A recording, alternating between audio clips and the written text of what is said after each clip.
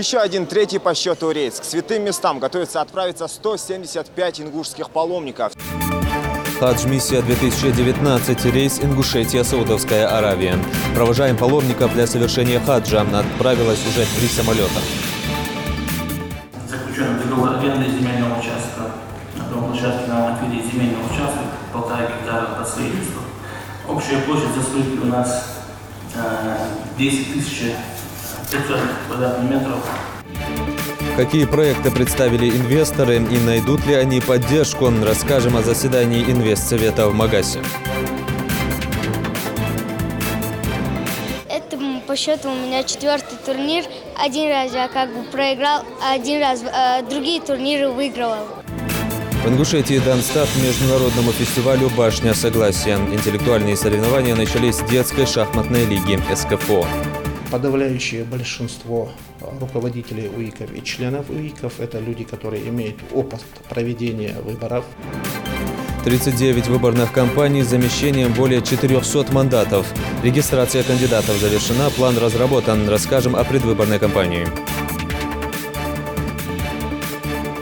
В этот день принято откладывать все свои дела, взять в руки любимую книгу и прочитать ее. Сегодня день вспоминания любимых книг. Флешмоб в Магасе объединил десятки книголюбов региона.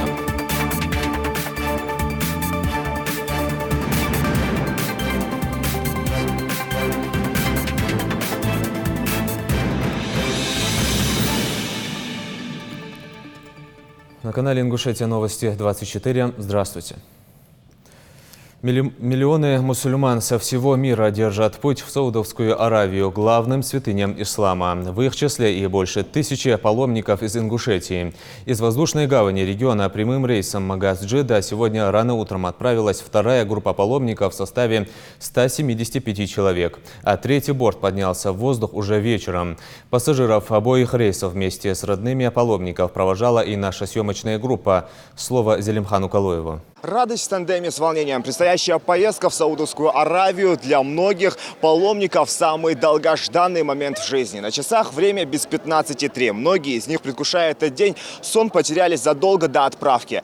Вторым рейсом к святым местам отправляется 175 ингушских паломников. Каждый из них совсем скоро сможет увидеть и прикоснуться к благословенной Каабе. Ханифа и Маржан – сестры еще и по счастью. Они не только едут в хадж впервые. Главную миссию в своей жизни им предстоит пройти вместе. Что может быть лучше поездки к святым местам с родным человеком?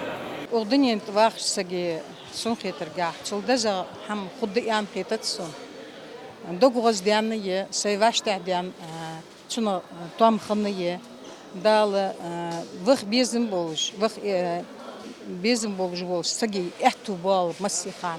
Эту биан яхваш кадана эйс дохол дикихе вахчам безим мол болчин дал эту бахол дал ваш дохол дал мол водчин хажал кабул дол антарас. Сотни провожающих заполонили стоянку аэропорта. Уже второй год провожающие вместо привычных сборов на автостанции могут сопроводить своих родных прямо до ворот, что очень удобно. Родственники волнуются не меньше самих паломников, ведь их родные проделают большой путь, прежде чем достигнуть священных мест. Конечно, все это время они будут созваниваться, но все же не переживать не могут.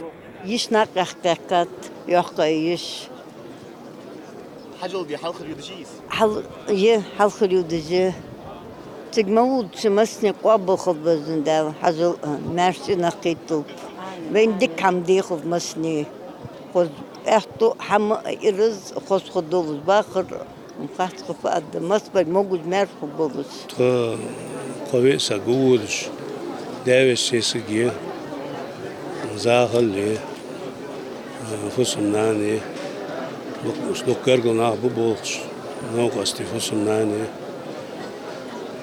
Бохрж дал мяш да юх богитл, дал хажол умрат قابل долцар.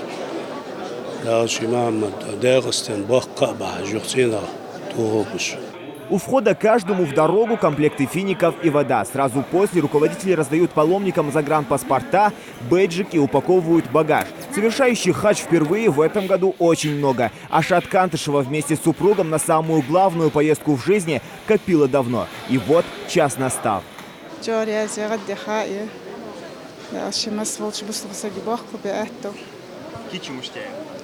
Сенхочте пштнах да хата.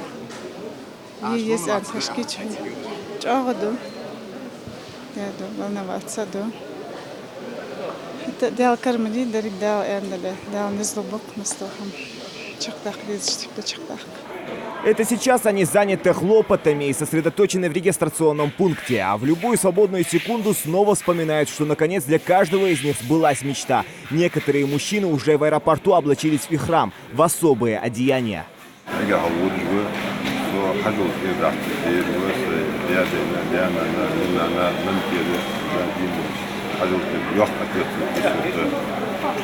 волнение человека, будет игра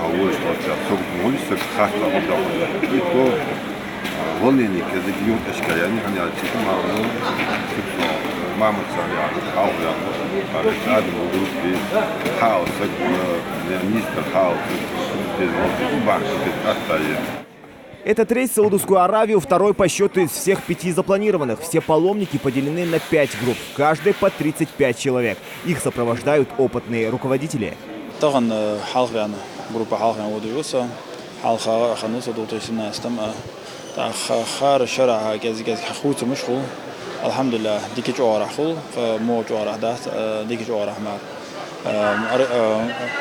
دابور بحجر سبوه بر وعشق قطر سيمينار دقة حر سان حم حاخد وقش دقوق إحرى جنبش دعاقو دعبود البوش أوميت أقيا شوطيها مش خلبيز مش تيلبيز ملا بس ده جرجلو خلر مش تخلديز درجة اشتحيه هذا حيخر دش بولها جلدات خنز طغن حالخر ده حالخر سمريه ده عيودش عربولش ده خنز أقص خذ صابر تبولش خذ برت تبولش سخب واسه شاشكي آخر ده масу حاجة بول بناخذ خذ شق بول ده.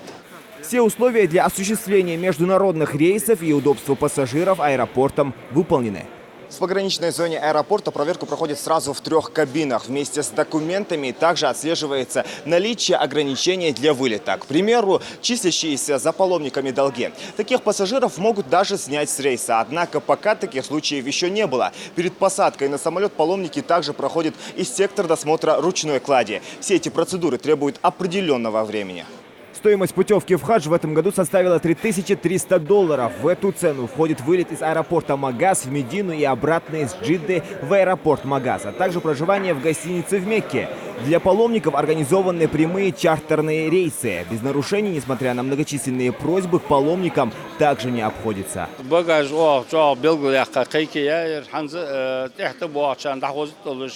25 килограмм дукайер проблем потому что тип самолета, хаджа юакаю самолет, до 30 килограмм, 25 килограмм ограничения, хуага хахуам бябр, о знак да нарушение юлжи место имеет место, о кезга юлчан да хайлош избол биан сойер ациях джагяс, потому что перегруз самолет халишац, майфун надуци ши правил есть саман, так то лорди езвей, молла дорда, отя доржу установку лориш салчи, ваш лориш салчи, ваш тиша бол хам хулсох. Юлца до ашханды, ханстан дад болшаны, цабо ашханы, боккулы груз дука ени, мел дука болждатыз. Кезик соот мыдаянц, нутка прикил еч, дук весис. Министерство по внешней связи национальной политики, печати информации, мы координируем работу всех служб, задействованных в отправке паломников. Наблюдаем, если там выявляются какие-то недостатки, мы их немедленно устраняем. Но на данный момент все организовано, все слаженно идет, все в штатном режиме, у нас работа все налажена. В этом году паломничество к святыням ислама совершат 1400 мусульман из Ингушетии. Хоть путь до Медины и не близкий, и в дороге придется преодолеть определенные трудности, но в будущем хадже все испытания нипочем. Ингушский прохладный воздух скоро сменится аравийским, сухим и тропическим. Через 4 часа Боинг с паломниками приземлится в королевстве Саудовская Аравия, где они проведут 20 дней. Еще один третий по счету рейс. К святым местам готовятся отправиться 175 ингушских паломников. Все они своевременно явились на место отправки.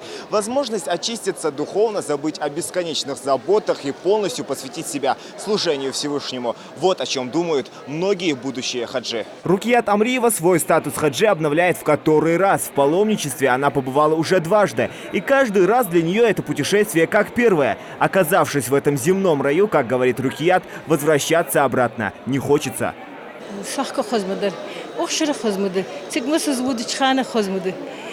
دال احتو بخاب دال مسني احتو باخو بزن دال تقبخر مجمعش حجو قابل خان دال ماشت إنا توفل دال شان يا زيها دايتنا دال حيقسم بقوز خاني بعداش عمر شدي إخي الحمد لله تقبخ يشولج تقبخ Совершение хаджа – это обязанность каждого мусульманина. При возможности, разумеется, паломники на протяжении 20 дней будут просить у Всевышнего прощения грехов. Наверное, каждый из них попросит о своем, личном, а кто-то за весь народ.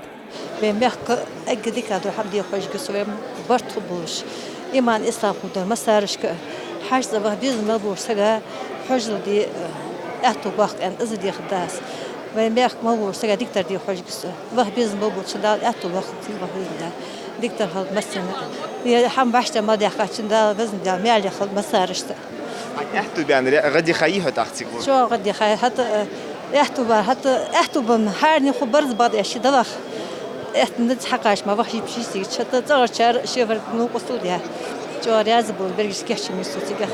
Немало в числе паломников и тех, кто один из 5 обязательных столпов ислама совершает за родственников. У Багаудина Балаева миссия вдвойне ответственней.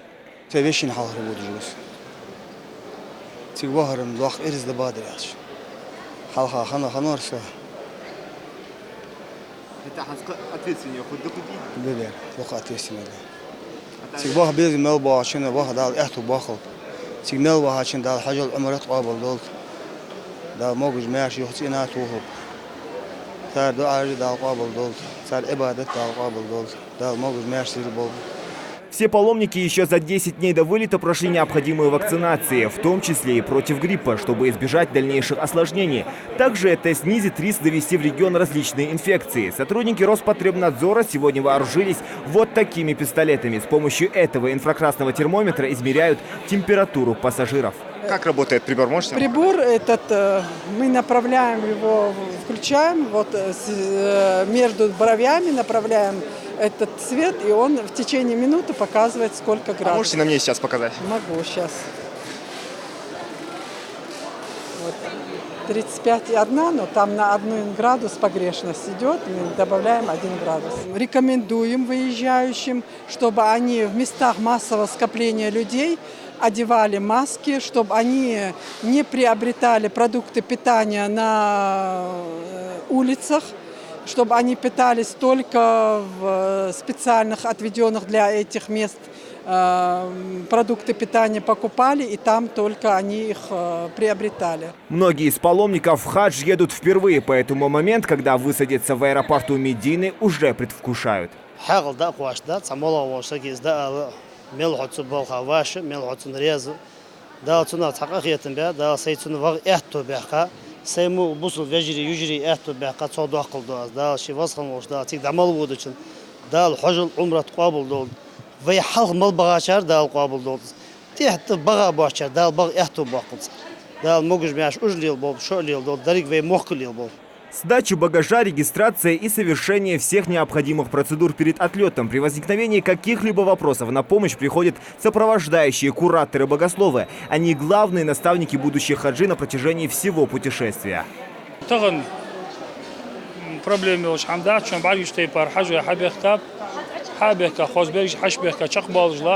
Все паломники, которые вылетели из Ингушетии накануне, благополучно приземлились в Саудовской Аравии, прошли регистрацию. А этот Боинг должен приземлиться на месте уже через 3 часа 40 минут. Еще 2 последних рейса по маршруту Магас-Джида состоятся в четверг утром и вечером. Зелимхан Калоев, Адам Далаков, Новости 24. Первые группы паломников уже прибыли в Джидду и Медину. У выхода из аэропорта их уже ждали автобусы, на которых отвезли в гостиницы. Как отмечают будущие хаджи, условия проживания самые лучшие. Паломники готовятся к предстоящим обрядам хаджа.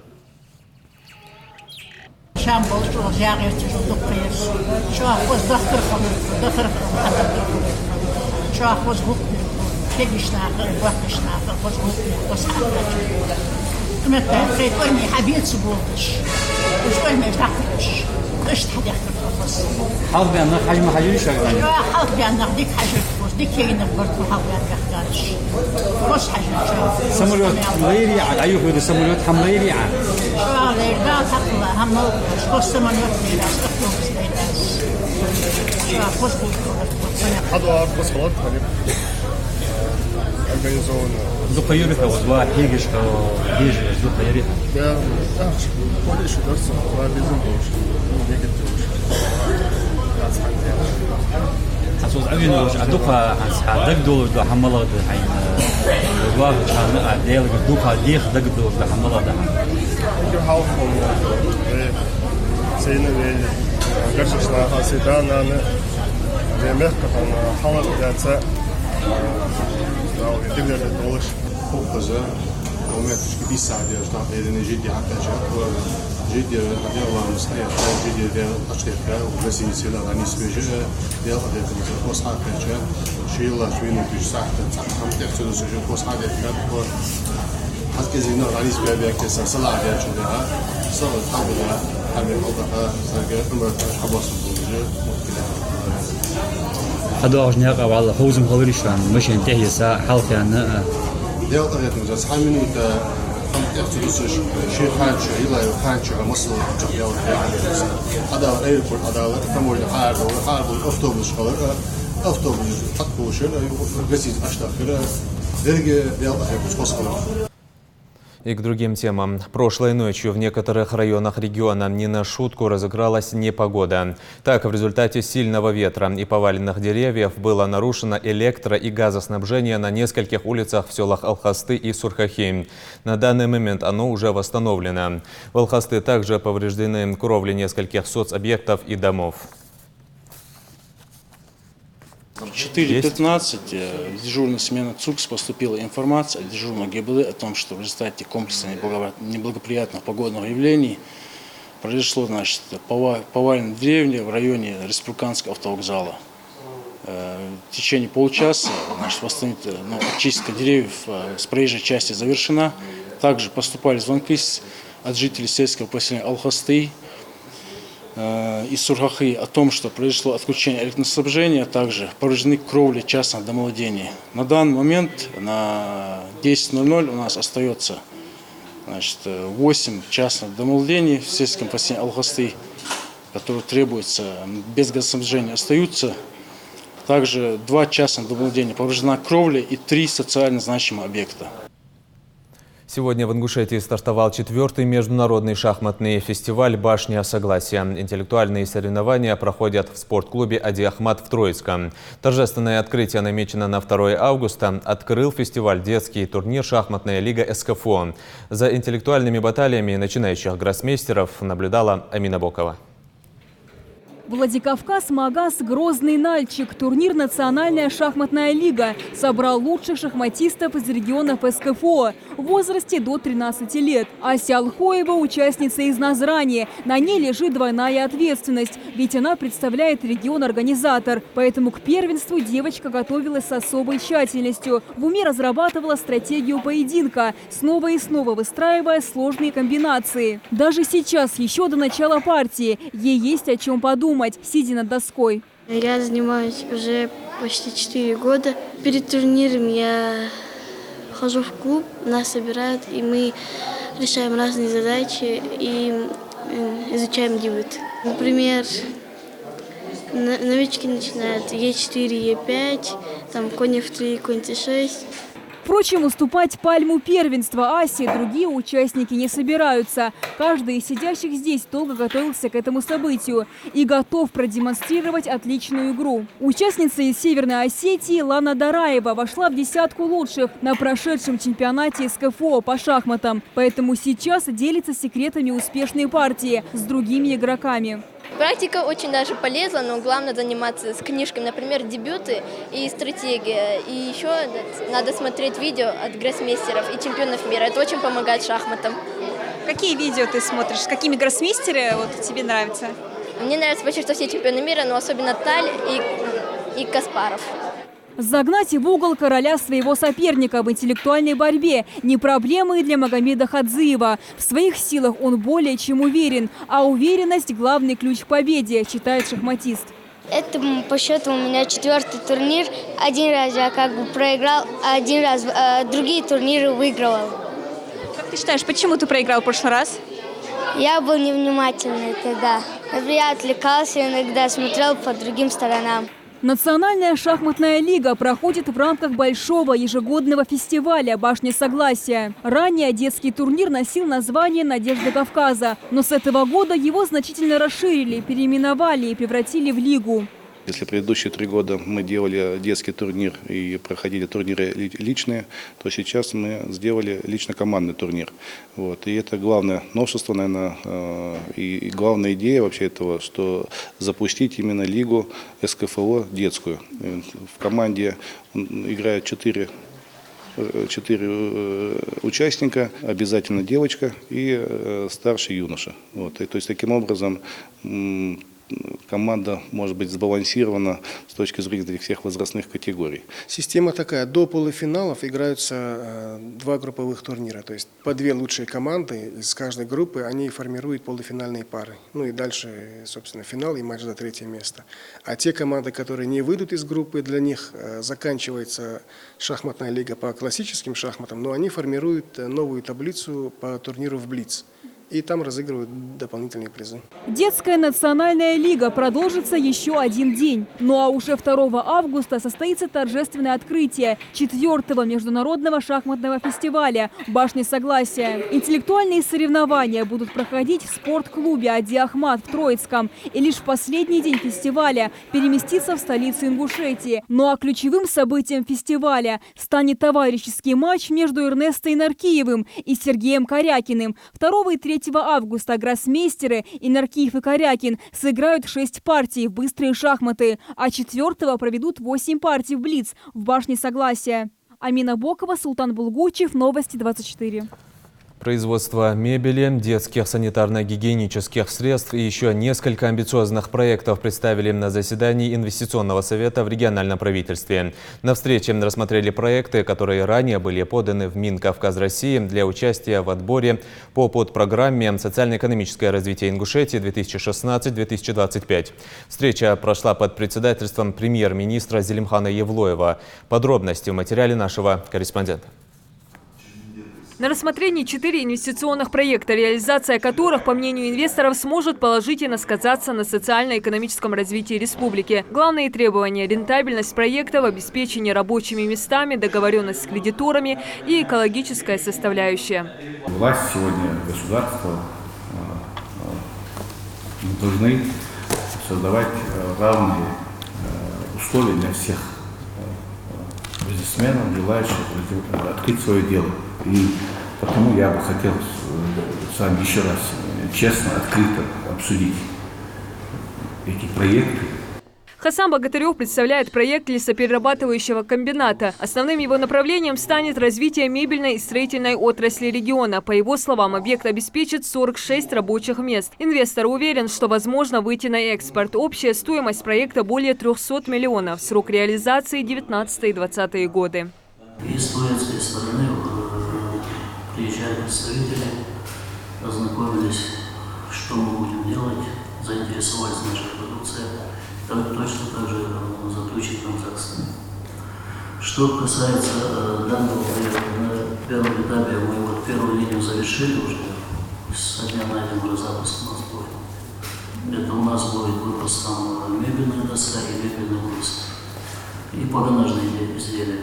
то бишь использовал породы, это вагонка, евровагонка, европол, там блокхаус, имитация.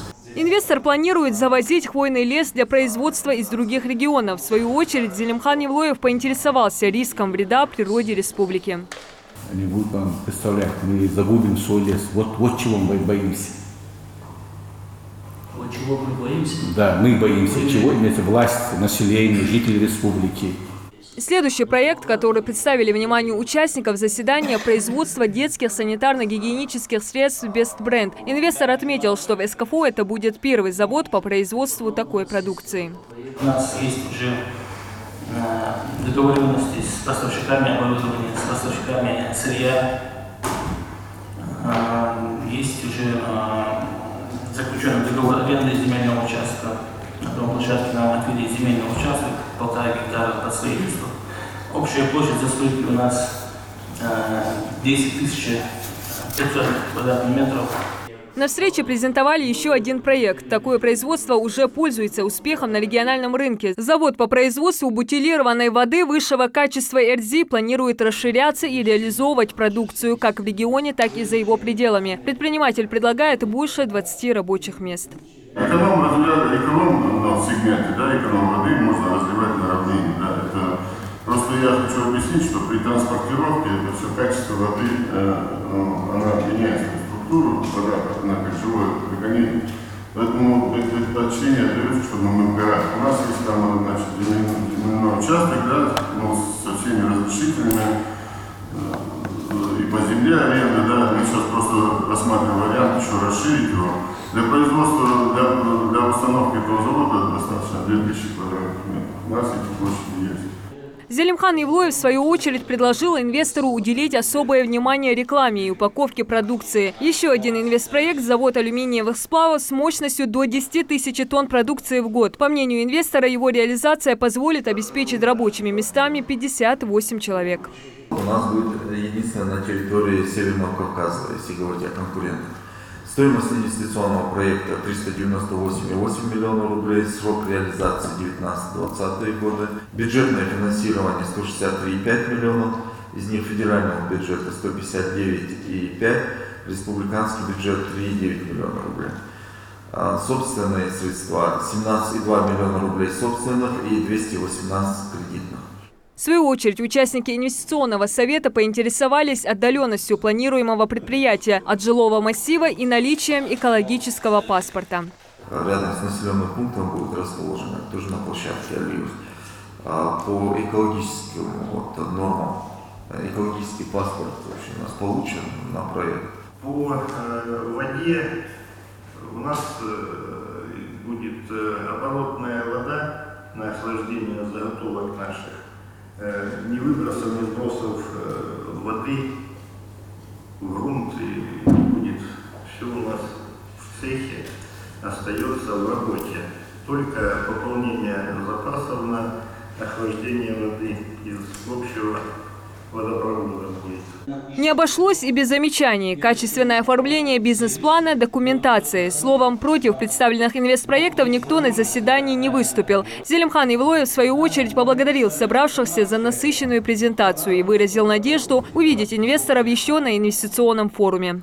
Всех хочу поблагодарить за участие в нашем сегодняшнем заседании Президиума инвестиционного совета. Уверен, что на заседании инвестиционного совета уже вы себя будете вести так же активно, как и сегодня. Диана Дударова, Тамерлан Ужаков, Новости 24. 8 сентября в единый день голосования в Ингушетии пройдут выборы депутатов в органы местного самоуправления. В республике постоянно действуют 10 избирательных комиссий. Это региональный избирком и 9 территориальных избирательных комиссий городов и районов.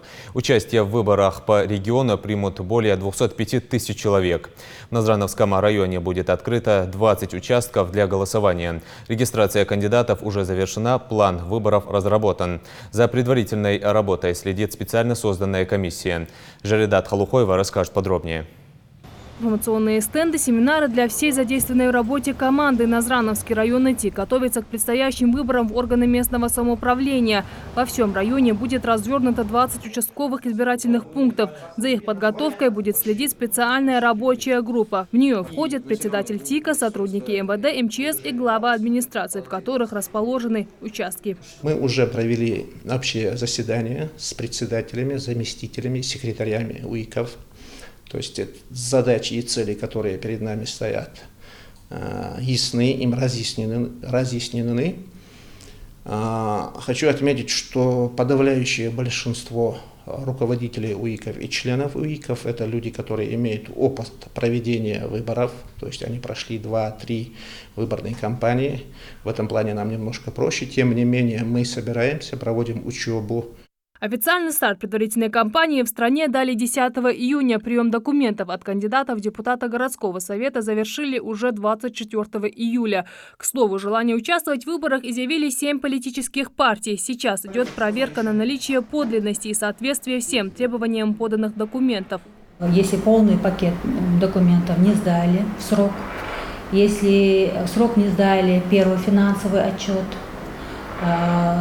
то есть основания отказать. Все партии, которые проходят, мы их зарегистрируем, выдаем постановление, дальше уже работаем с ними.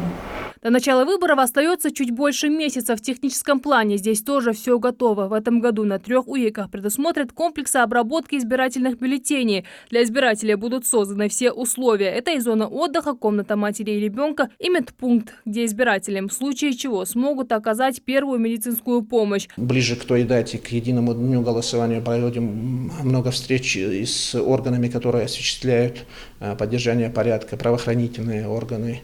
Вопросы технического обеспечения, то есть служба электрификации, альтернативной поддержки, то есть наличие на участках генераторов, которые подадут альтернативную энергию в случае каких-то катаклизмов. И информационное сопровождение, то есть наличие в городе информации о наличие выборов, дня голосования, это билборды, растяжки, это наглядная какая-то еще агитация. Помимо всего, в ТИКе также подготовили и выездные ящики для голосования. 8 сентября, когда вся наша страна будет голосовать за свое будущее, тем людям, которые по состоянию здоровья не смогут прийти на пункт голосования, будут выезжать специальная мобильная группа со всем необходимым, чтобы избиратель смог воспользоваться своим правом голоса. К такой же категории можно примерно отнести и людей, которые содержатся в ИВС, допустим, под следствием, но еще не осуждены. Больные, престарелые, старые люди. По предварительной заявке они имеют право, и наши сотрудники выйдут и дадут им это их законное право поголосовать у себя на месте. Предвыборная кампания самая напряженная не только для самих кандидатов. Вахту с ними делит еще и вся команда, работающая в избирательной комиссии. Потому что от этих людей во многом зависит, насколько прозрачно пройдут выборы 2019-го. В избиркоме республики сейчас должны определить 2 участка, на которых будет проведена репетиция выборов для проверки готовности всех участников выборного процесса 8 сентября. Жадат Хулухоева, Ахмед Гандаров, Новости 24. Несколько тонн пшеницы раздали сегодня малоимущим жителям сельского поселения Далаково. Инициатор благотворительной акции Губ Орджоникидзе. По адресную помощь получили десятки семей, находящихся в трудной жизненной ситуации. Акция не первая и далеко не последняя. Подробности у Маки Дударовой.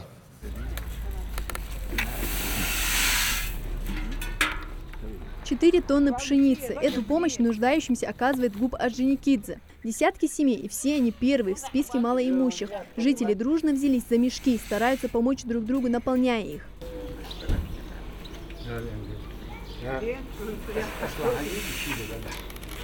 Зина Даурбекова живет вместе с сестрой Зарой в одном дворе. Обе ведут подсобные хозяйства. Куры, утки и гуси, коровы и бычки. На корм животным уходит немало. Поэтому помощь с пшеницей для них очень кстати. Каждой достается по 2 мешка с зерном. Даурбекова получает помощь как ветераны труда.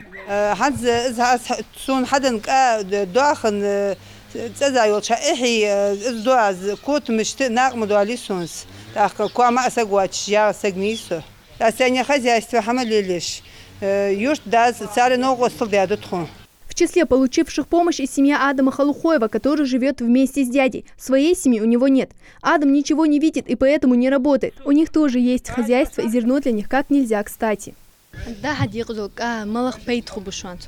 Ja, kotum jutro, kotum jutro, kotum dikmedis itdiеще. Асик дитик, юлбака, асик любит. Пшеницу намерены раздать по 100 килограммов на каждую семью. Раздаем пшеницу детям, сиротам, многодетные семьи и малоимущим, и ветеранам труда. Пшеницу предусмотрели для 50 семей. Пара мешков. Кому-то покажется, что этого крайне мало. Однако это огромная помощь для нуждающихся. Зерна должно как раз хватить до того, как созреет кукуруза. Макка Дударова, Милана Хамчиева, Магомед Доскиев, Новости 24. Автомобильная дорога, связывающая два сельских поселения Икажево и Али-Юрт, подвергается масштабной реконструкции. Дорожные работы на участке протяженностью 2 километра и шириной 8 метров проводятся в рамках реализации нацпроекта «Безопасные и качественные автомобильные дороги». В работе задействована вся необходимая техника и десятки дорожников. На каком этапе реконструкция и когда откроется участок дороги, расскажет наш корреспондент. В реконструкции автодороги Икажево-Али-Юрт местные жители принимают активное участие, вносят свои предложения. Ведь они ждали такого обновления давно. Мовсар Албагачиев живет на этой улице уже несколько лет. С просьбой отремонтировать дорогу он не раз обращался к местным властям.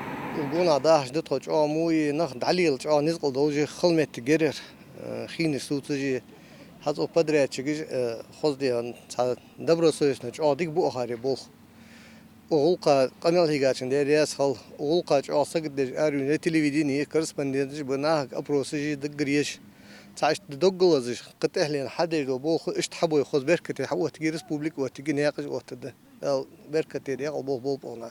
Отреконструировать необходимо 2 километра дорожного полотна. Ширина обновляемого участка 8 метров. Сейчас дорожники заняты на 2-м километре. После реконструкции асфальтное покрытие должно выдержать нагрузки более 60 тонн. А значит, как заявляют строители, прослужит без ремонта не менее 10 лет. На объекте задействовано более 50 рабочих. Сейчас дорожники готовят основание к покрытию асфальтобетоном. Потом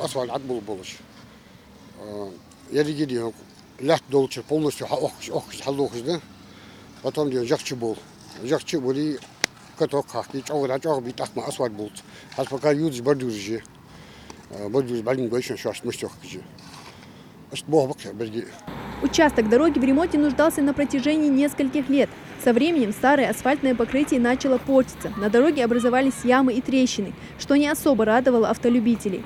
Реконструкция стала возможной благодаря реализации нацпроекта «Безопасные и качественные автомобильные дороги». В рамках федеральной программы также проложат тротуар, предусмотрят прицепные обочины, установят искусственные ограничители скорости и пешеходные переходы. В районе школы, это по улице Афганская, будет проходить пешеходный переход, который будет оснащен 2 комплектами светофорных объектов на солнечных батареях и оснащенной автоматической сигнализацией, благодаря которой проходящий пешеход, когда он подходит к этому объекту, автоматически будет подаваться свет в темное время суток, чтобы водитель издалека мог видеть, что на пешеходном переходе находятся люди во избежание дорожно-транспортных происшествий. Напомним, что всего в рамках нацпроекта в нашем регионе планируется отреконструировать и модернизировать свыше 90 километров автомобильного полотна. Региону для этого выделены средства в размере 1 миллиарда 765 миллионов рублей. Макка Дударова, Милана Хамчиева, Султан Булгучев, Новости 24. Молодое поколение защитников Родины, подающее большие надежды. Воспитанники Горского кадетского корпуса участвовали во всероссийской военно-спортивной игре «Победа», которая проходила с 8 по 14 июля на территории военно-патриотического парка культуры и отдыха Вооруженных сил России «Патриот» в Московской области. Отмечу, что «Победа» проводится в России уже более 20 лет. О том, в каких состязаниях участвовали наши ребята и как они себя показали в престижной игре, расскажет Светлана Томова. Ингушские кадеты и юноармейцы вместе оттачивают строевой шаг. Если первые проходят по плацу синхронно и без ошибок, то вторые пока делают шаги неуверенно. Впрочем, это не помешало ребятам на всероссийской военно-спортивной игре «Победа» продемонстрировать свою строевую выучку, сообразительность, знание истории, скорость, меткость, командный дух и физические качества.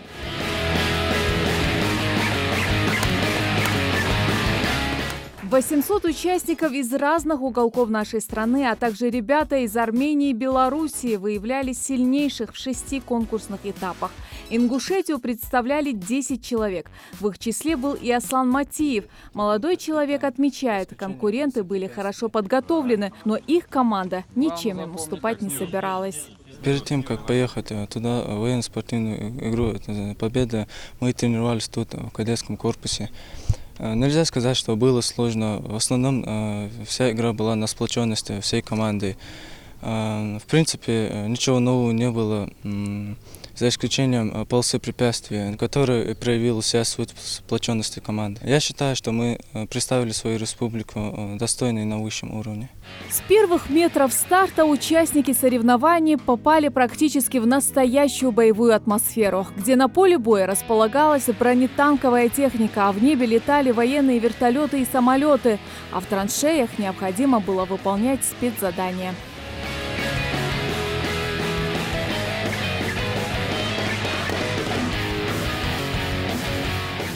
Время дистанции строго ограничено. За час юноармейцы прошли 2 километра с 9 этапами. Подсказки от кураторов или коллег запрещены. Судьи подмечали каждый недочет и требовали военной точности и четкости в выполнении заданий. Но нашим ребятам к таким правилам не привыкать. Кадетский строевой бег, полоса препятствий, противогазы. قشتيب تيبر هما شقي وخشيك أدغى شلتها والله خل حمدار طن أحتدر طن وسبقت تولش تسك أدغى بعد. На данном слете принимало участие 79 команд из регионов страны, в том числе и наша команда, где у наших детей была уникальная возможность продемонстрировать свои умения, знания и навыки, которые они получили при обучении в стенах Горского кадетского корпуса. Стоит отметить, что подобного рода мероприятия носит довольно-таки значительный вклад в развитие подрастающего поколения и является своего рода долгосрочной инвестицией для будущего нашей страны, в том числе и нашей республики. Наши кадеты обучаются различным военно-прикладным дисциплинам, в том числе по военно-тактической подготовке, по огневой подготовке, по инженерной подготовке и по многим другим видам. И, соответственно, где бы наша команда ни находилась и где бы мы ни представляли нашу республику, наши кадеты занимают в этих условиях довольно-таки достойное место. Участие в этой игре не единственное важное событие для юноармейцев за последний месяц. Куратора движения по СКФО Мадину Богатыреву наградили ведомственной медалью Министерства обороны памяти Героев Отечества за высокие достижения в области развития военной истории, гуманитарного знания и реализации важных общественных проектов историко-патриотической направленности, которая стала первой для нашей республики.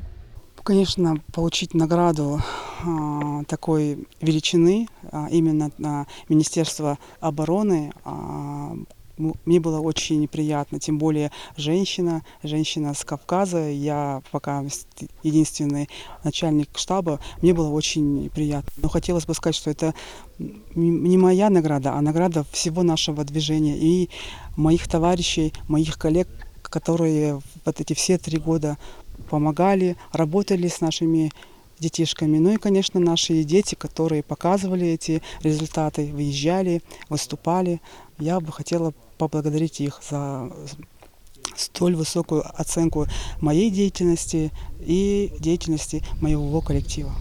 Как отмечает Мадина, движение юнармии в Ингушетии участвует на различных мероприятиях не только в Ингушетии, но и в целом по всей России. Эти ребята показывают хорошие результаты. На них стараются равняться и все остальные, которые желают вступить в ряды юнармии, быть в числе лучших и достойно представлять родную Ингушетию. Светлана Томова, Майрбек Мержоев. Новости 24. Чтобы почитать. Сегодня отмечается День вспоминания любимых книг. В этот день книголюбам и библиографам разрешается отложить все дела и посвятить время любимому занятию – чтению. По всей стране проходят акции. Мэрия Магаса подошла к празднику весьма оригинально, организовав флешмоб, участники которого прошлись по аллее города с любимыми книгами. Слово Арине Тичоевой. День воспоминания любимой книги – сравнительно молодой праздник. Его придумали интернет-пользователи, активисты и книголюбы, которые пропагандируют чтение. В этот день принято откладывать все свои дела, взять в руки любимую книгу и прочитать ее. Здесь, в городе Магаз, установлены вот такие книгообменники. Любой желающий может оставить здесь книжку и взять взамен другую, чтобы прочитать. Книголюбам и библиофилам посвящается. Сегодня ваш день, поэтому смело берите любимую книгу в руки и отправляйтесь на прогулку. Только не увлекайтесь сильно. У пешеходного перехода нужно быть осторожным. Читатели республики тоже разделяют идею международного книжного интернет-форума. Поэтому, поддерживая миссию, вышли на аллею столицы с книгами в руках. Магомед Баталов не относит себя к читателям-фанатам, но одна все же книга запомнилась ему надолго. Честно говоря, за свою жизнь не так много книг прочитал, но у меня любимая книга – это «Легенды и мифы Древней Греции». То есть, это книга, которую я читаю с детства, как бы больше, кроме нее, я ничего более, наверное, насыщенного, интересного не видел из всех произведений, вообще, с которыми я встречался. Как думаешь, молодежь мало читает сейчас? Сейчас я бы не сказал, что молодежь мало читает, я бы сказал иначе, молодежь мало читает именно классическим методом, то есть обычные книги, да, которые возможно держать в руках. По традиции в этот день по всей стране молодежь проводит флешмобы. Идея проста. Читатели с книгами в руках разделяются на несколько групп. Нужно идти навстречу друг другу, при этом читая вслух. Далее начинается конкурс самых ярких цитат и высказываний. Не всегда гордость было праздник. Кончается параллельные работы, заготовки на зиму, и людям хочется сообща отдохнуть, погулять, а заодно и поздравить. К акции примкнули и дети, и взрослые. Правда, и те, и другие больше отдают предпочтение ингушской литературе. Ведь очень важно свободно читать на своем родном языке. Азив Салмани, Боков, Ахмади, Мэрсагови, книжка, Сунхат, Сахас, Ханзар Сигиш, интернет, Махамлеля, книжка, Жалга Мехтел Хандешин. Дерек Дни, Сирдло, Участники флешмоба принесли сегодня свои любимые книги, которыми они охотно делятся со всеми. Очень познавательно. Я надеюсь, что тот богатый жизненный опыт, который я приобрела от этой книги, буду делиться им с людьми. Так что с большим удовольствием кладу эту книгу в книгообменник. Надеюсь, она принесет пользу. Книгам, которые впоследствии стали бестселлерами, в свое время было трудно пробиться читателю. «Унесенные ветром» Маргарет Митчелл отказались публиковать в 38 издательствах. Набоков безуспешно, не теряя надежды, носил элиту по издательствам 2 года. Клайву Люсию пришлось услышать отказ 37 раз, прежде чем «Хроники Нарнии» попали на полки книжных магазинов. Даже знаменитому Гарри Поттеру пришлось пробиваться к читателю. Вот такая книжная судьба. Лина Сычоева, Амирбек Межоев. Новости 24. На этом наш выпуск завершен. Оставайтесь на канале Ингушетия.